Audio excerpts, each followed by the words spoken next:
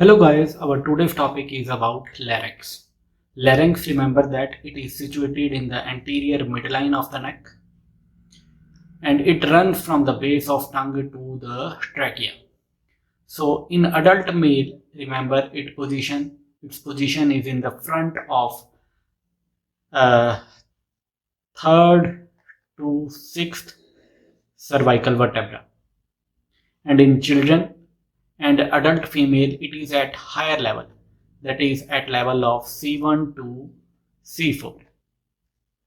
So remember that in adult male, its position is in front of C3 to C6 cervical vertebra, while in the children it is slightly at higher level, that is at level of C1 to the C4 vertebra.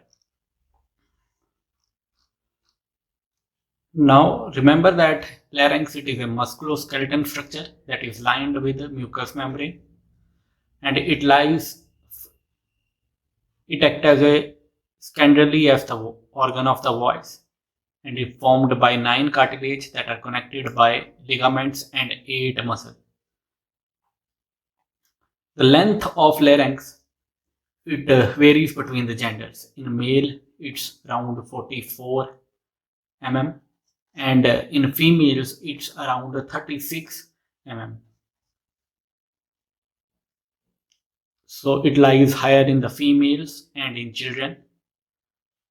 Until puberty, there is little difference between male and female larynx, but after puberty, the male larynx undergo considerable change. The thyroid cartilage becomes more prominent in the males, and it is known as Adam's apple. So during the puberty, the male larynx experiences rapid growth, resulting in development of prominent angle of thyroid cartilage that is commonly known as Adam's apple. So this growth continues to deeper and louder voice. On other hand, the female larynx, it undergo minimal growth during the puberty that lead to a high pitched voice. So this one is in males the length varies around 44 mm and in females it's around 36 mm. Now what is the constitution of the larynx? Let us discuss that. Larynx, remember that it is composed of skeleton framework of the cartilage that are interconnected by the joints, ligaments and the membrane. So the movement of this cartilage, it is facilitated by system of muscles. The inner lining of the larynx, it is covered by the mucous membrane. The thyroid, it is made up of 9 cartilage. There are total 9 cartilage of the larynx. 3 are paired and 3 are unpaired. Now what are the unpaired cartilage? The unpaired cartilage, this one is the thyroid, this one is the cricoid, and this is the epiglotis. So these, remember, these are the unpaired cartilages, whereas the paired ones are the retinoid. So this one is a retinoid present on both sides. Corniculate present on the both sides, and the cuneiform. These are the cuneiform. So these all are paired, and whereas thyroid, cricoid, epiglotis, they are unpaired.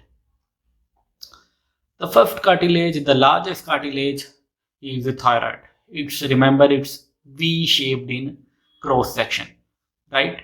And it appears like a shield shaped, It appears just like a shield. So it is V-shaped in cross section, and it has a left and a right lamina. So these on the anterior lateral view, you can see these are the lamina.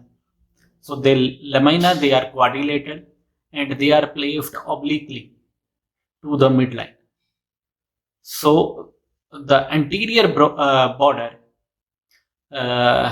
approaches each other at angle of the anterior border, it approaches at 90 degree in the males and it is 120 degree in the females.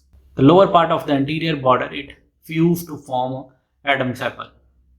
So it has a superior horn and so this one is the superior horn and this one is the inferior horn. So this one is the superior horn and this one is the inferior horn. The superior cornua, it is connected with the greater cornua of the hyoid by lateral thyroid ligament, whereas the inferior border, it is convex in front and concave behind, and it is connected to the cricoid cartilage by conus elasticus. So the inner border, it is connected by the cricoid cartilage.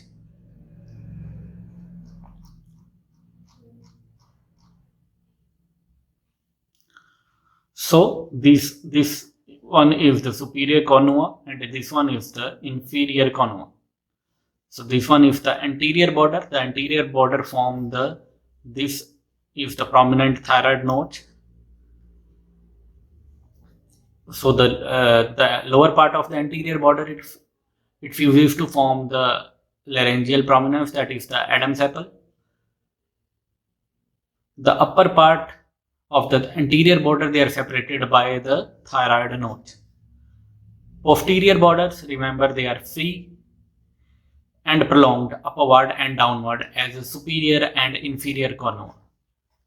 We discussed that superior cornua, it is connected with the greater cornua of the hyoid by the lateral thyroid ligament, and the inferior cornicua, it articulates with the cricoid cartilage to form the cricothyroid joint.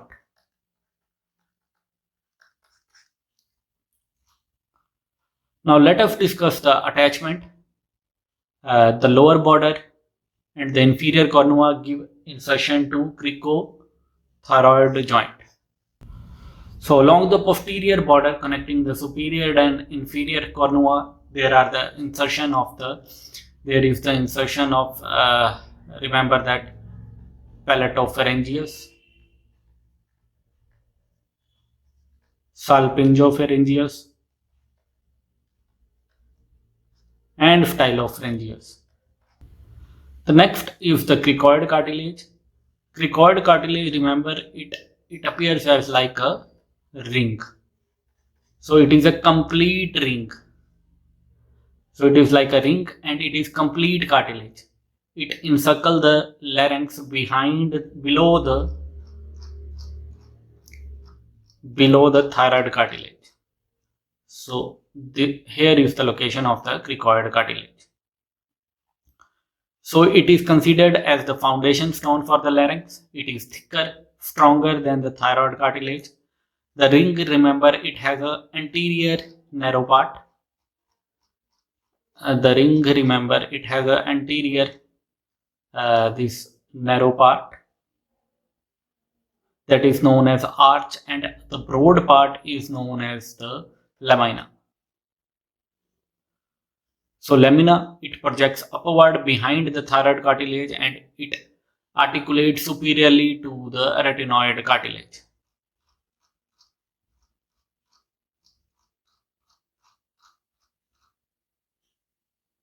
So here is the arytenoid cartilage. So the inferior cornua of the thyroid cartilage, it articulates with the side of cricoid cartilage at the junction of the arch and the lamina. Remember the anterior part of arch of the cricoid. The anterior part of the arch of cricoid, it gives attachment to the cricothyroid muscle that act as a tensor of vocal cord. The anterolateral part, it gives provides a region to the lateral cricoarytenoid muscle. So that muscle is adductor of vocal cord. So the lamina of cricoid cartilage, remember, on its outer aspect give origin to posterior cricoarytenoid muscle, that is also known as safety muscle.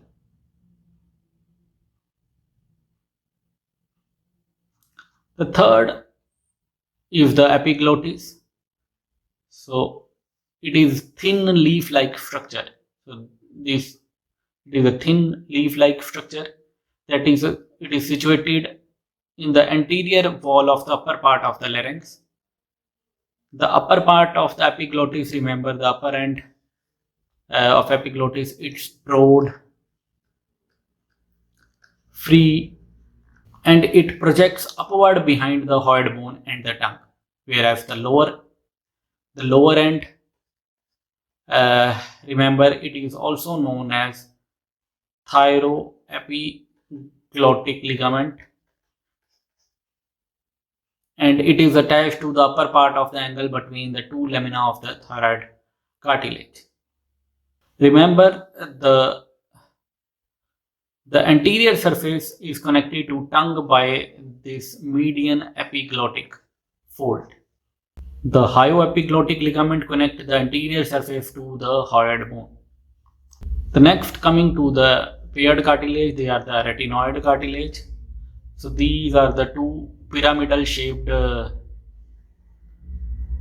cartilage above the lamina having synovial fluid with the. So these are the two pyramid shaped cartilage. They are positioned on the upper border of the lamina of the cricoid cartilage. And the apex of retinoid cartilage, it is curved and it articulates with the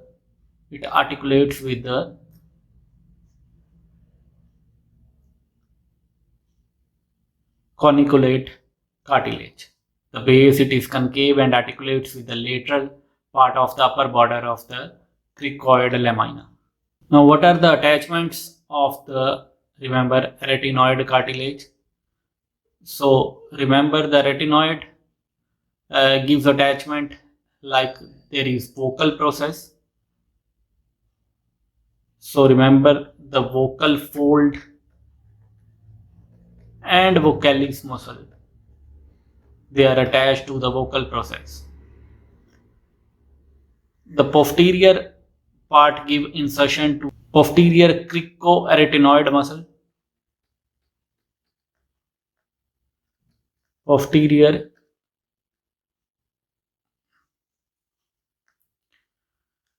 cricoarytenoid muscle, and the anterior part, it gives insertion to the lateral cricoarytenoid muscle. Apart from that, there is quadrate membrane. This membrane is attached between the retinoid cartilage, epiglottis, and the thyroid cartilage. It contributes to structure and support the laryngeal inlet. The next is the corniculate cartilage, that is also known as cartilage of Santoni. So they are the small conical nodules that articulate with the apex of the retinoid cartilage. So the corniculate cartilage, it contributes to the structure and support of the epiglottic fold, and they are involved in movement and positioning of the epiglottic during swallowing.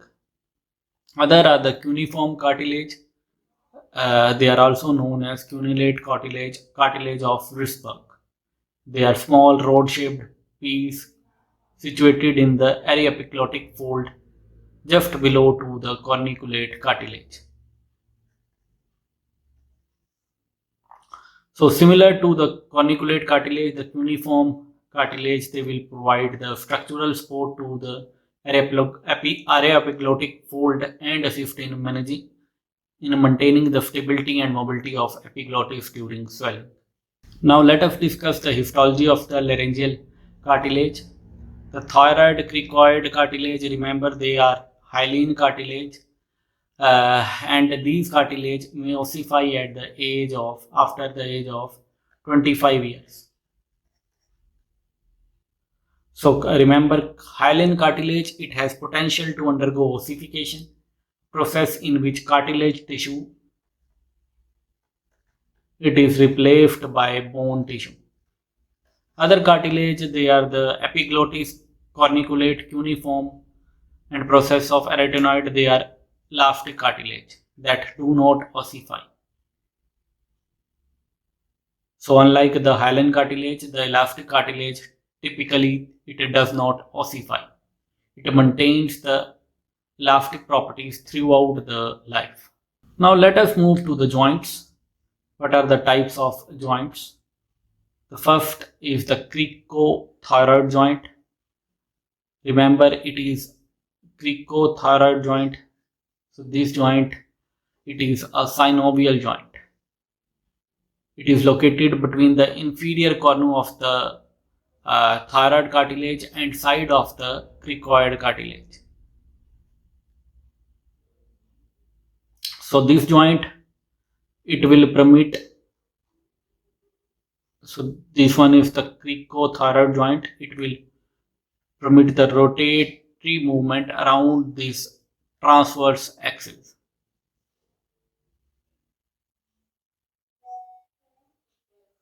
So this rotation occur through both cricothyroid joint. So there would be, that would cause relaxation of the vocal cords.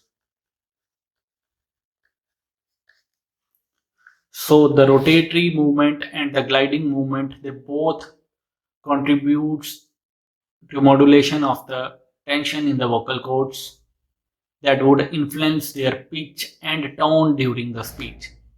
Other is the cricoarytenoid joint, where the movement is, rotatory movement is around the vertical axis. So it is also a synovial joint, remember that.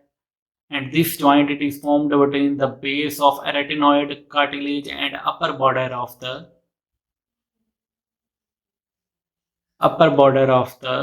lamina of the cricoid cartilage.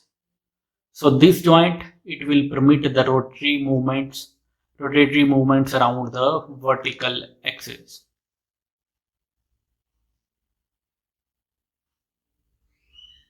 So this rotation that would bring adduction, that is bringing together, and abduction, that is moving apart of the vocal cords.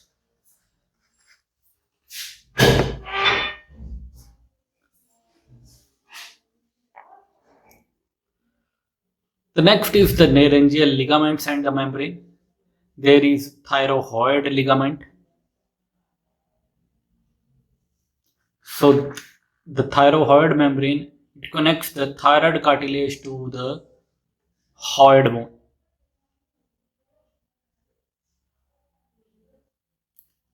So the thyroid membrane, it has a median and the lateral part. So the median and lateral part, they are thickened to form a median and lateral thyroid ligament.